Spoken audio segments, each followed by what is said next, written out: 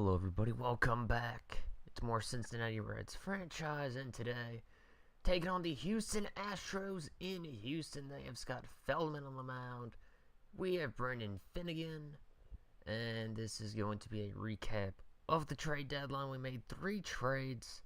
So starting off, made a deal with the Mets, got Zach Wheeler and Zach Thornton for Jay Bruce, Kerry Mella, and Jose Peraza.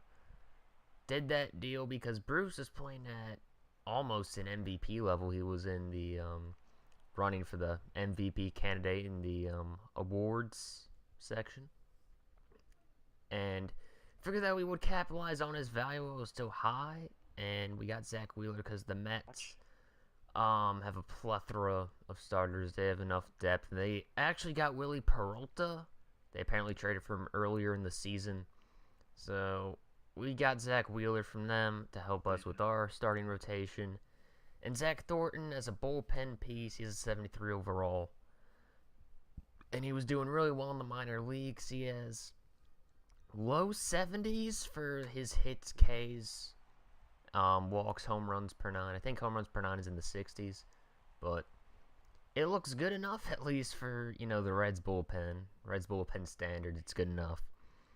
And then Mella, he was a B potential starting pitcher, and Peraza was a B potential second baseman. And we also did trade Brandon Phillips, but I didn't keep Peraza because the main thing that was, I guess, his strength was his fielding. His hitting attributes weren't really that good. So decided to trade him off. He was a B potential. Oh, I was trying out and we were able to get some value out of that. So, moving on to the next trade, which was with the Texas Rangers. We ended up acquiring Josh Hamilton for Michael Lorenzen. Got Hamilton because we wanted to have an outfielder just to allow Winker to develop a bit more if he still needed more time next season, because Hamilton does have another year left on his deal. So we're going to have Hamilton for next season just in case Winker isn't at where we want him, and we want him to have more time, because we would have Hamilton, Scott Schebler, and then probably Adam Duvall as our outfield if we didn't get Hamilton. Then Lorenzen was a B potential starting pitcher. With getting Zach Wheeler, we felt like that we could send off another starting pitcher. Because Finnegan and Bailey, they're okay. They're not great.